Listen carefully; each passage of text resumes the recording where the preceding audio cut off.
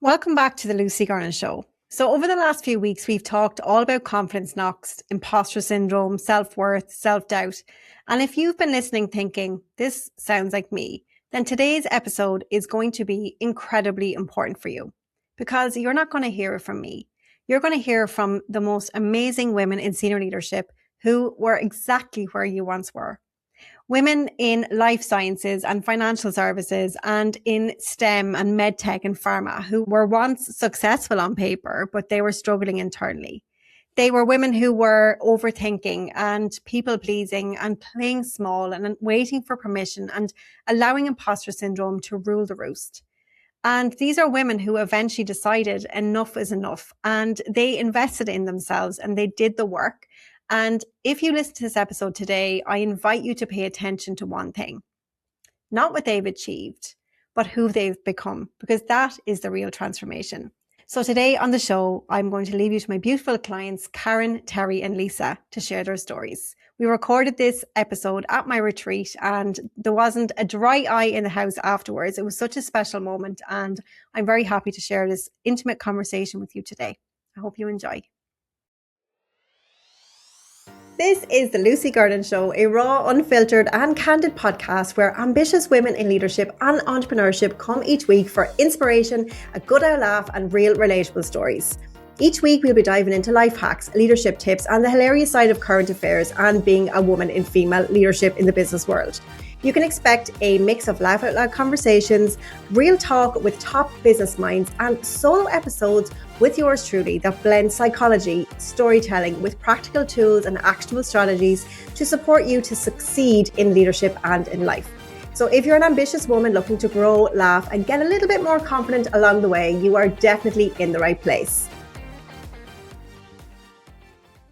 Welcome to the Lucy Gernon Show. Today I am recording this podcast live from my annual retreat with a lot of my amazing female leader clients. And today I am joined on the show by the amazing Karen Ryan, Terry O'Leary and Lisa Nash, who are here to share their stories, which I know are going to inspire you greatly. We have had women who have had to lead through the toughest times. We have had women who have achieved incredible things in their career. And today they are here to share their stories to inspire you to do the same. So girls, you are very welcome to the show. Yay, you're finally here. So we're going to start with you, Karen. Okay. Do you want to just maybe introduce yourself and tell us a little bit about who you are, what you do? Yeah, so I'm Karen Ryan and I work for a drugs containment manufacturer. I work in the credit and collection space there as director and global process owner for invoice to cash. It's a long worded one. Basically means I'm responsible for that whole end-to-end process. And I'm with 360 now since probably coming up 2 years now. And I joined 360 at a point where I would have been in my current role a couple of years and I was kind of getting ready for that next phase of what I wanted to kind of do next. But not too sure what that was going to be. But I was also very conscious of the fact that I was very kind of work focused and everything else was kind of sliding. And that was what attracted me to 360 was because it was focused on everything and not just work. It was focused on the work and the life balance as well too. And that's why I ended up in the world of 360. And you're still here with us today. today. Amazing. I finally, after stalking you for about 3 or 4 years before that, I signed up. So we're here with a live audience. So if you hear some giggles, it's actually not canned laughter. Everyone in the background, do a little fake laugh again. I have them all fake laughing on B-roll reels today. So we'll introduce you now to Terry next. So Terry, do you want to introduce yourself? Yeah, hi everyone. I'm Terry O'Leary. I work in technology in a large US financial services company.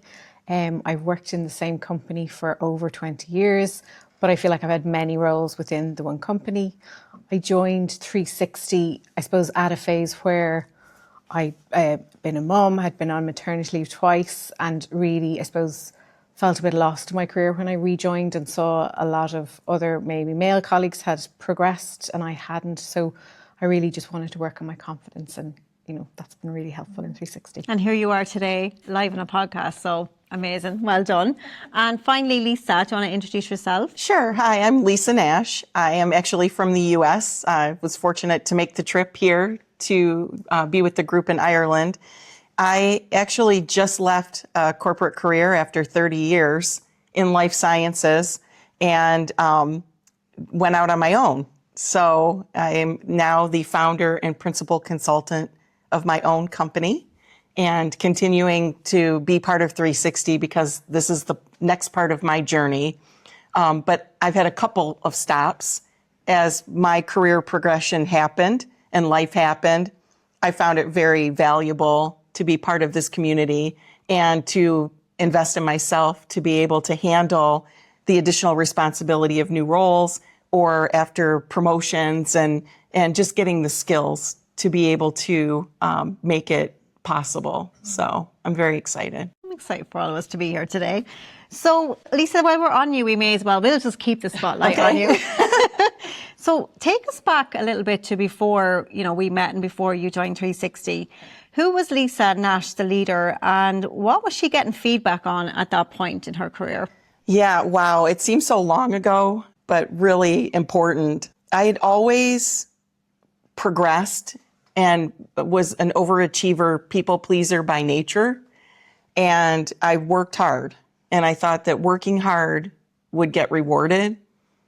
And I also thought that people would look out for me and would help me and embrace lifting me up. And what I realized is that just as I was having feelings of needing that support, everybody else had those feelings too, and were looking out for themselves. And I always played a role that I thought other people wanted me to play.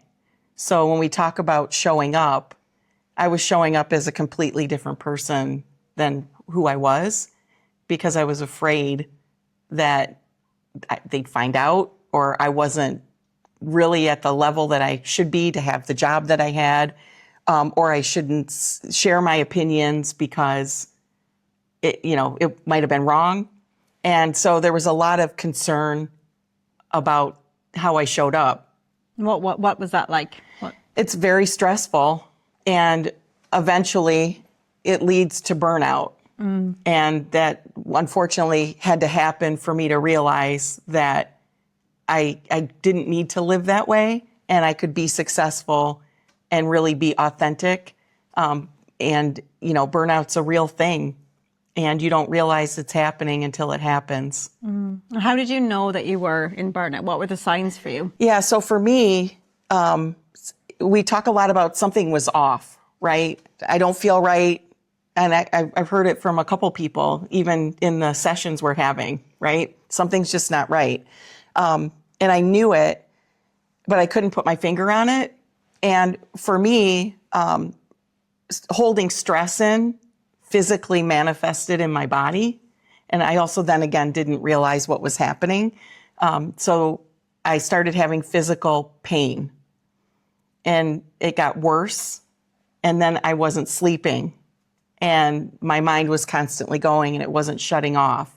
And the best way I can describe it is my body was in full fight or flight mode and there was no off switch. So I went to doctors, went to physical therapy, I went to all the traditional stuff and all the tests, and nobody could figure out like what was happening, but I just knew something was wrong.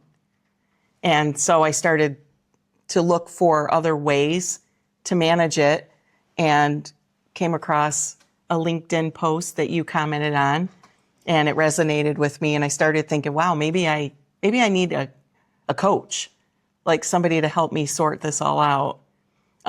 So as I've mentioned before, dealing with the physical part of getting back on track, I literally couldn't get out of bed. If something dropped on the floor, I couldn't get on the floor to pick it up. I was just really scary. Like how was like it that, was. Yeah. It was. Getting help on the physical stuff was the easy part. The hard part was really looking at why I was feeling that way, why I got to burn out, and how I was going to fix it.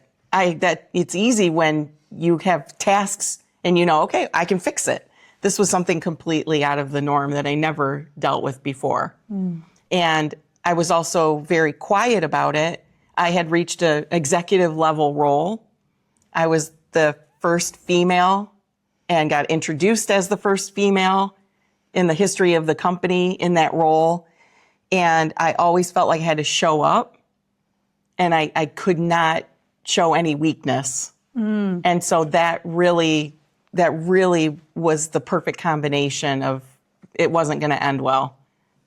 And you've spoken before about, I remember you said you were on the show before about you were walking into boardrooms and you were the only woman in a boardroom with 14 men.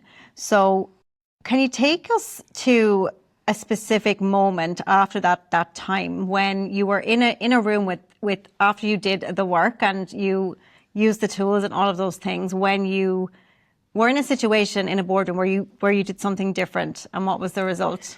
Yeah. Okay. So in order to do that, I have to share what didn't work, right? So, and we talk a lot about values, and just real quickly, I had never thought about what was important to me in values ever in my life until this time, and I had to really investigate that. But before I really realized my value system, I would react to things, and I wouldn't know why, but certain things would really set me off. And I unfortunately was in a board meeting, and one of my peers shared information that wasn't quite accurate. And I took exception with it, with him on the spot in front of the board. And the reality of that situation was that it did not look well and good for me. And yeah, so the funny thing about it is making those changes, I then got complimented on my executive presence and how I handled myself in those situations. And so it was really, again, me making the decision that I wasn't going to show up any other way than my best self. And there's consequences sometimes, right? There are choices. You either agree, stick with it, or you don't. And so going on the journey of really understanding who you are and building that confidence makes those decisions much easier. What would you say, Terry? I suppose you've been on a journey as well. I'd love for you to go back to Terry a couple of years ago. Like, what was going on for you personally and professionally back then? And what do you think about how you were showing up? Yeah, I suppose if I look at before I joined 360, I wanted to progress. But again, I think I was more looking at a thing of other people have progressed and I haven't, and trying to figure out how I could make that next leap. But it was more, I was sitting there waiting for someone to see my good work. I was an excellent worker, an excellent person who got things done, a fixer, as some people have said today. But I was told in certain things, I suppose, if I saw some role models of leaders in my organisation, my personality and how I showed up was very different to them. I had got feedback I wasn't strategic. I needed to be more visible. I was too nice. And I'm a very nice, I have a gentle way about me. And I suppose it didn't align with me to go in and be bossy and bolshy. And I suppose in some ways that's what I felt was what I needed to become to be a leader. And that was really conflicting. So I think when I joined 360, I wanted the recognition, but I've also learned so much about myself since I've joined, that at that point I wanted a title, because I wanted someone else to tell me, you are good enough to earn that title. But I actually didn't necessarily believe that myself. I wanted any title at that point. I hadn't thought about, what do I want? What am I good at? What company deserves my talents? So I think I've had a real journey since I've joined 360 of self-reflection and realising I wanted the role when I joined, but I hadn't ever updated my CV. I hadn't updated my LinkedIn. I was waiting for someone to see me and tap me on the shoulder without doing some deep work myself. So I've had a real journey of, again, getting to know myself more and owning who I am and being more comfortable with who I am. And things have changed when I've got more comfortable with myself. I love that. And you speak a lot about, I know authenticity is really important to you, and obviously everyone here, authenticity is so important, I think, to everyone. But I know in particular we've had conversations about being an authentic leader. Like, what does that mean for you now? What does that authentic leadership mean? I think for me, before I was pretending to not have kids and not be a mum in work. And outside of work, I was pretending not to have a really big, important job, and I was splitting myself in two. And I was tying myself in knots. I wasn't authentic in either place then. So for me, it's about slowly learning how to blend the two and getting comfortable, not having to tell work about all the details of everything about kids and pick up or what's going on, but equally not shying away from that and owning that and still delivering with value. So getting more comfortable with both sides of that. And at the other way, at home, being honest of, I have to go on a call, or I do this, or I'm a boss. My kids call me mini boss now. They're like the minions in Gru. So I think, there was one clear difference, I suppose. Before, my boss at the time had invited me. I hadn't travelled for a long time since I had kids, and there was an event in Edinburgh. I had organised the whole event, but I'd organised it on behalf of others. I was too nice to say I should go, and she offered, you should come. And I went and asked my husband, is it okay if I go to Edinburgh? And he sat and said to me, if that was me, I would just tell you I was going to Edinburgh.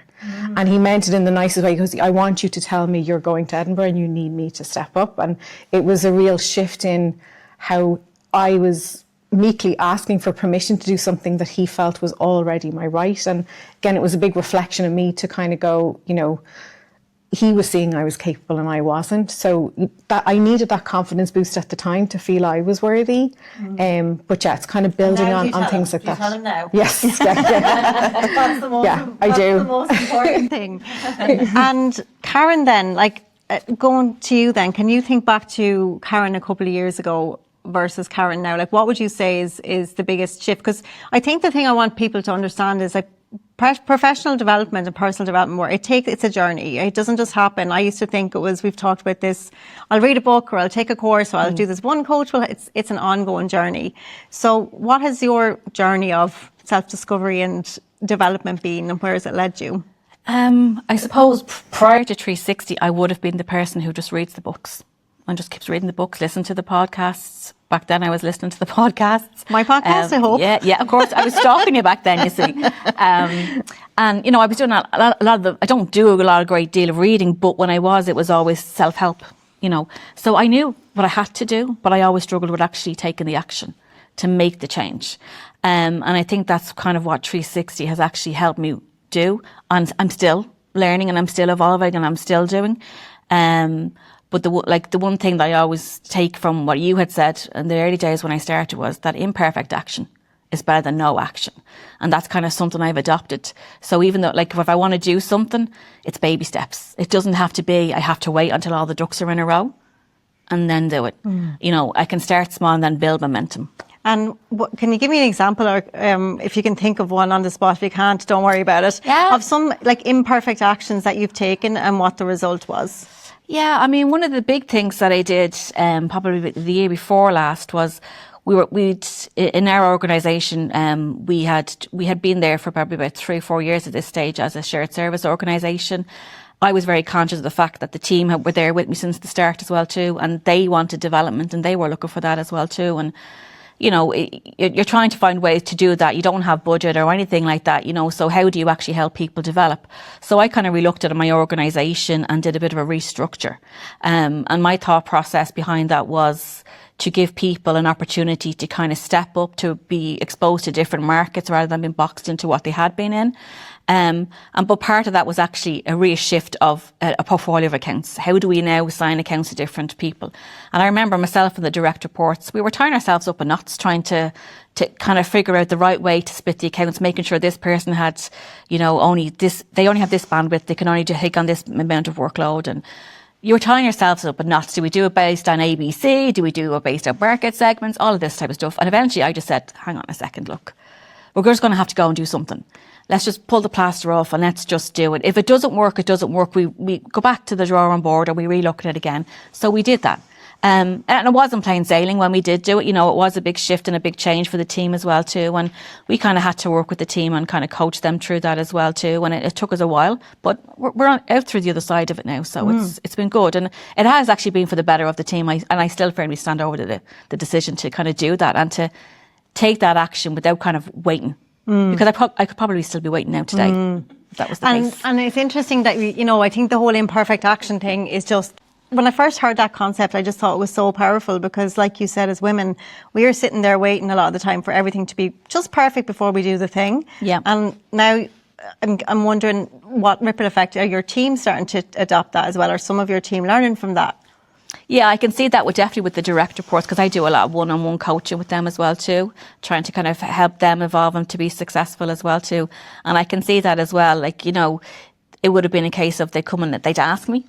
Whereas now now it's kind of more, they just do it and then just keep me in the loop type of thing. Like, you know, when it's not, it's great to kind of see that development in them as well too. Because obviously for me as a leader, success to me is seeing the team develop and the team be successful. So, and I love that because it sounds like you've created a really safe space to fail, which is how you innovate. It's how you grow, and it is like the epitome of leadership. So seriously, yeah. Well, no, it was the one thing I remember when I started in this company. It was the one thing I was told during the interview by my boss. Was that was the kind of culture he wanted to create, somewhere where people could feel safe, that if they did fail at something, they learn from it and they can move on. Yeah. That it wasn't... Because that's business, right? Exactly. I think some people have a perfect expectation of perfection in business, and it's absolutely not the case. No. You have to try and grow and learn and Exactly. fail. So, Lisa, back to you. I know, you speak a lot about values-led leadership, and you have talked about when you really start to lead through your values that everything changed. So what does that look like when you are in a room full of senior level males and you are in your values? How, I know we touched on it earlier, but how do you, what does that look like for you? What does it mean for you? And what are your values? Yeah, so it really has to be centered on authenticity and being comfortable with who you are. And it's kind of fun, actually, because once you're at that point, it's freeing. You're free to say and do, professionally, of course. But I do spend a lot of time on values because it really was a game changer for me. And I mentioned trust, integrity, courage are three, and then my family, faith, and friends, right?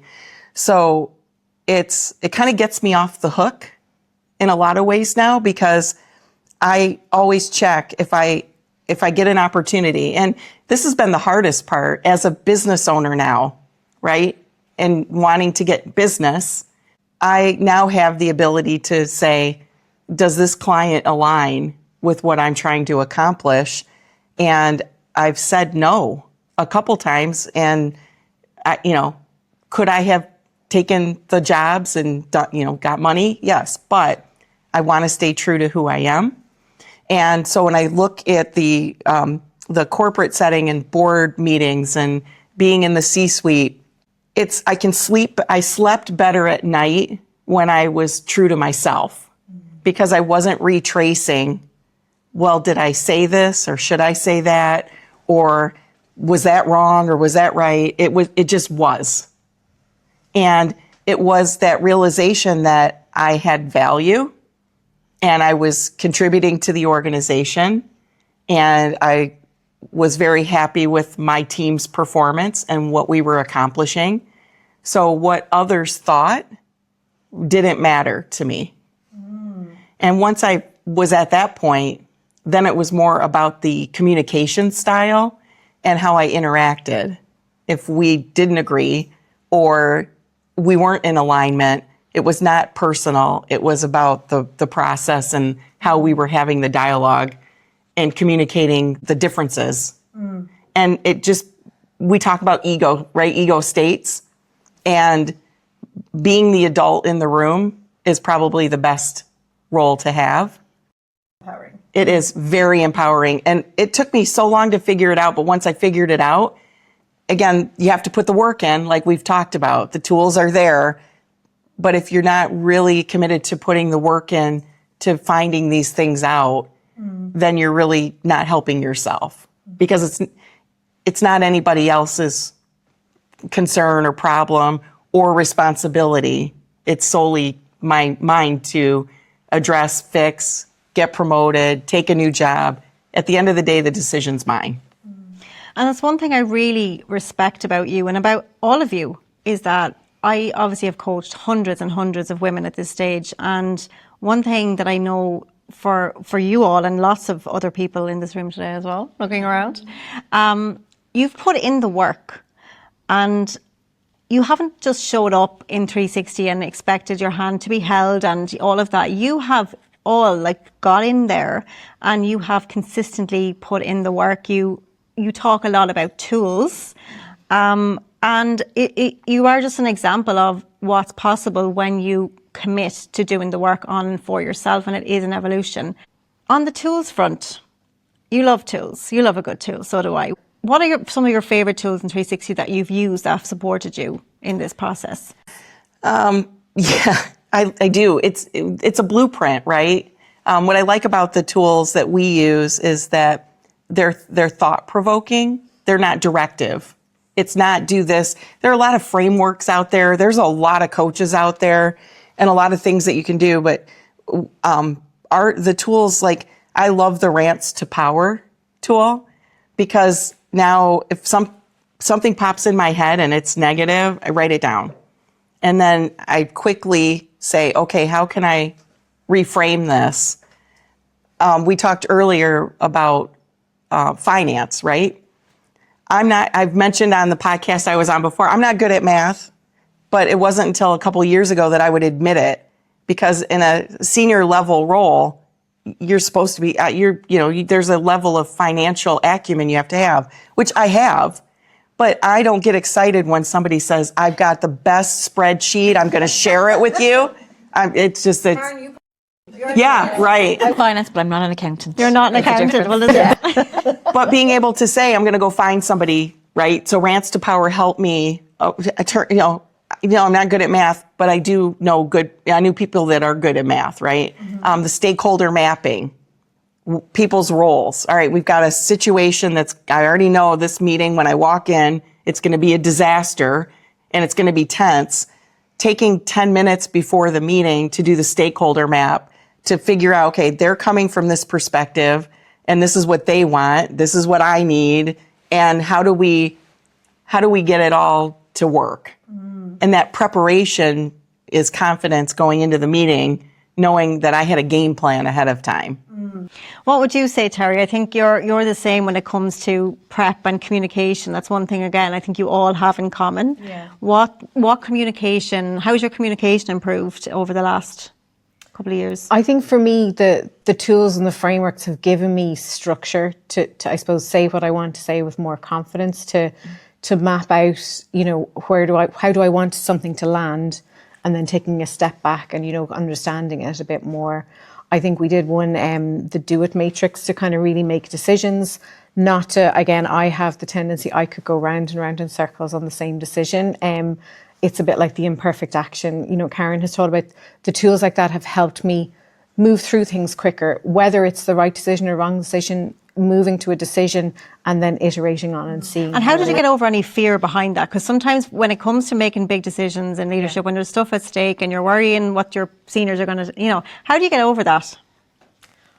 I think it's starting small and doing small things and seeing nobody died. If it went well or if it went right, it was, what I mean?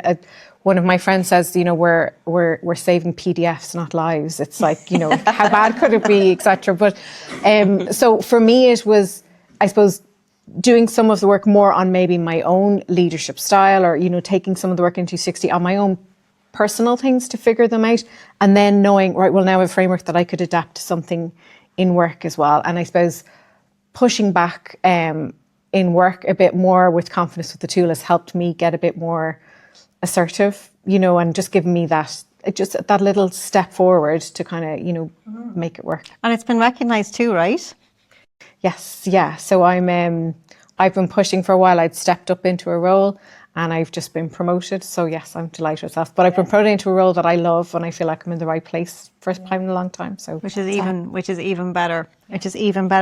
And I think you mentioned there about being more assertive, and that's one thing I hear a lot from women. I want to be more assertive, but I still want to be nice. Can you be assertive and nice? Yeah.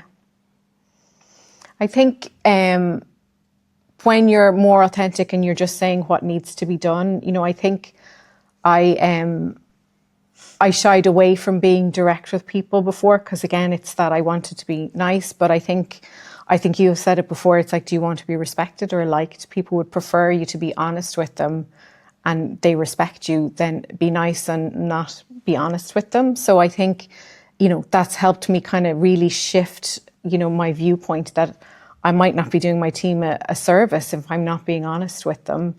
And again, with, you know, all of us in corporate roles, there's often things we all have to, you know, explain or understand, and we may not all like what's happening, but that is what we need to get done, and understanding and I suppose explaining it from the viewpoint of this is what we have to do, and just being a bit more open and honest about it has helped, I think. Fabulous. And Karen, what about you? You're pretty good with you're very structured, and you're pretty good with your boundaries, would you say? Yeah. I think I am. On the work side, yes, I am good with the boundaries, let's just say. But, you know... Listen, is it your kids? My kids walk all over me. So, yes, because the taxi service for multiplied by 4, is there. So it's busy when it comes to the personal side. And that's probably part of what I liked about 360 was it kind of gave me that little bit of focus for the home life side of things, or the health side of things. And that's kind of where this year is kind of focused on, is health now, because I've gotten to where I want to be, where I'm happy at the moment. Because you've just been promoted as well. Yeah, exactly. Yeah. So I'm delighted with that, and I have a vision and a mission in front of me in terms of the work. So now it's also I got to focus on myself a little bit as well now too, and that's kind of where 2026 is about. And you had a tough year. Like, one thing last year, you went through a lot last year. Yeah, there was a lot going on. The big thing was for me, as a bit of a backstory, was I have 2 parents who were quite sick. My mum has stage 4 cancer. My dad has been having health issues over about 30 years, I'd say. And in May of 24, we went in just for a routine appointment. He was going in to get just an infusion for something. We were told the doctor wanted to see him, and the doctor told him the news that actually we're at the stage in our brain where medication's no longer working. We're going to have to go for dialysis. There's nothing more we can do at this stage. And that would have been April 2024. In May, he went back in and he said to the doctor, look, he said, I'm 71. Dialysis is not going to do anything for me. I'm not a candidate for a transplant. Give that treatment to somebody who could benefit from it. And whilst we knew why he took that decision, it was hard to accept as well too, because he's your dad at the end of the day. You want him around forever. But so that would have been May. And then unfortunately in December of 24, he kind of deteriorated. I think it was around about the 12th of December, we were told he's now kind of at end stage. And then on Christmas Day, unfortunately, of 24, he took his last breath and he passed. So, and it was tough. Yeah. And you showed up all the way through. And, you know, at that time, there was one thing that I really just, your courage and how did you get through that period of time? And sorry, thank you for being so vulnerable on this. It's fine. I mean, I wouldn't even say I managed to hold it all together. And I think I probably let my usual saboteur hit me, which was avoidance. I would have thrown myself into kind of focusing more on work and trying to focus on going for that next challenge in work and what I wanted to do there. And kind of try to avoid the grief where possible. I wouldn't look at photographs, you know, didn't want to start talking about it. But then, you know, I would feel myself every couple of months, I'd feel emotion bubbling up inside of me, you know, and then it would just come out and then I'd be fine again. But, you know, I think my learning through all of that though was that it's not good to kind of quash those emotions down, that you have to actually recognise them and accept them for what they are and acknowledge them. They're not going to go away. They're still going to be there. But, you know, life does go on and you have to kind of move on. You still have kids at home that depend, even mother that's there as well too, who need support as well too. And you just kind of have to keep going. So, yeah. And how has the 360 community supported you over the last year? I think one of the big things was there was no pressure. I remember you reached out to me and you had said it to me like, you know, take your time. Don't feel like you're under pressure that you have to kind of come back in when you're ready, you know, in terms of going to the sessions or anything like that. And which was great because I was still able to kind of participate and watch from the sidelines in the background without feeling like I had to be front and centre. So that to me was good. And then in terms of the actual tools, one of the big things for me last year, I think, was the CEO, the Power Hour, and being results orientated, like just focusing on the results, because that allowed me to kind of put plans in place of what I wanted to achieve. And then kind of work backwards then and say, okay, how am I going to get there? And then kind of break down my week or months, whatever the case happened to be. And that's basically kind of, I suppose, what got me through that last year in terms of just the work end of things, kind of keeping myself focused and keeping myself grounded. And then on the personal side, obviously, it would have been the support that I would have had from family and friends. And the husband was brilliant. Like, you know, he sounds like an amazing guy. We have to meet him one day. He sounds fabulous. And I think I got a good one. I think it's so important that we all remember that everyone goes through really, really challenging times, and it's not easy to be a female leader. So, just give yourselves credit for that as well, because it is really tough. And, I feel like for you, there's so much amazing things happening now, and you're going to reformer Pilates and yoga and your yin yoga and all of these things. I'm loving watching everything that you're doing. So guys, we are going to wrap it up in a minute. You have all been amazing examples of vulnerability and realness. I think everyone in the room would agree. It's not easy to, share what's real, but, as we were talking about earlier today, authenticity is a top trait when it comes to executive presence. And I know that you guys are going to inspire so many women with your story. So thank you all so much for sharing on the show and in person here today. So as always, we are going to finish up with a couple of questions, and then we'll wrap it up. What is the best piece of advice, Lisa, that you have ever received or that you would like to give to somebody? Well, and I've used it on the podcast already, and it resonates that lead from where you are. Don't wait for someone to ask or tell you or give you a title or give you permission. Start leading with the capabilities that you have today. Love that. What about you, Terry? For me, I think I had this realization before, but I think Mel Robbins summed it up. It's this idea of no one's coming, as in no one's coming to save you, no one's coming to tell you to go for that job or go out for that run, but it's that you have the agency within yourself to do so many things, and it's up to you to decide what you want to do, and I think that's been really powerful. Fabulous. And Karen? I think I don't know who said it now, but I know I've seen it many a time. It's to be the change that you want to be, the change that you want, you have to kind of do it. And one of the things I think it was Terry Saville Foy had always said, it was success is built in your daily routine. And that's kind of one of the things I've taken away, and definitely with the CEO Power Hour, for example, that's really helped me kind of solidify what that daily routine should look like. Again, I would say it's stronger in work than it is on the personal side, but it's a work in progress. We're all a work in progress. Yeah. We're all a work in progress. Well, ladies, thank you so much for coming on the Lucy Gernon Show today. Thank you to our live audience. Can we get a little woo? They've all been told to be super quiet. They've been super good in the background. Thank you all for tuning in today to the Lucy Gernon Show. I hope you enjoyed it. If you want to connect with any of the ladies, we will link their handles below. So until next time, same place. Bye for now. Well, that's the end of this week's episode of the show. I told you those women were incredible. What I absolutely love about them is their willingness to lean into vulnerability to share their stories. So if they have inspired you in any way and you know them, or even if you don't know them, I'm going to pop their LinkedIn handles in the show notes. Please reach out to them and tell them how much it meant to you to hear their stories.